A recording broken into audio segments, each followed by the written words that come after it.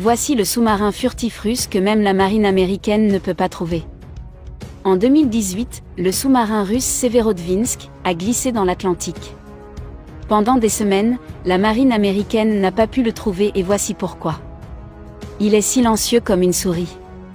Dans une interview accordée à 60 minutes, un amiral de la marine américaine a déclaré que la Russie dispose d'une force sous-marine très performante et que l'augmentation de l'activité des sous-marins russes le fait réfléchir.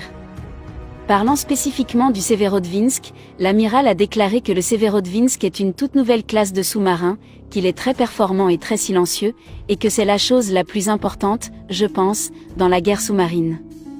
Bien qu'il n'ait pas voulu commenter les informations selon lesquelles la marine américaine a perdu le Severodvinsk, les responsables du Pentagone ont déclaré que le Severodvinsk s'est rendu dans l'océan Atlantique en 2018 et a réussi à échapper à la détection pendant des semaines.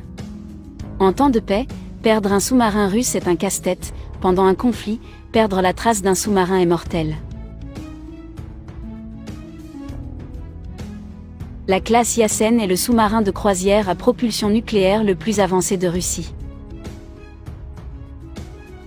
Le premier de la classe, le Severodvinsk, a été mis en service dans la marine russe en 2013.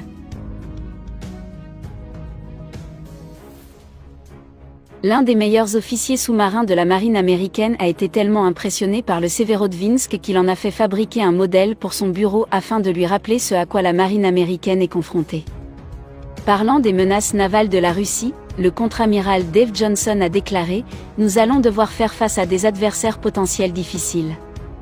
Il suffit de regarder le Severodvinsk, la version russe d'un sous-marin nucléaire lanceur d'engins.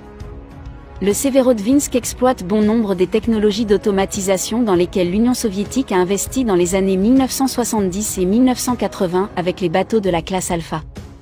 Les sous-marins de la classe Alpha, dotés d'une coque en titane et d'un réacteur refroidi par un métal liquide, étaient les sous-marins opérationnels les plus rapides et les plus profonds jamais construits, à l'exception du seul sous-marin soviétique de la classe Anchar, également connu sous le nom de classe Papa.